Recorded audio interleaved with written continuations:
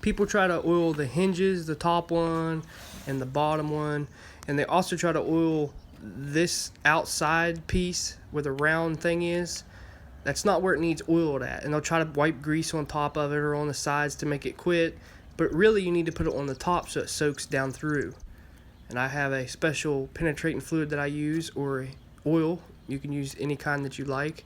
Just make sure you can get it down in there. I kind of move the grease out of the way so it'll kind of penetrate the pin, because that's where the sound's coming from. Then you just work the door back and forth and you hear nothing. Almost instantly it fixed it. So that's pretty easy but annoying. The sound is annoying, so it's pretty easy. It takes no more than 5 seconds to do it, and it sounds good. Hope you guys enjoyed this video.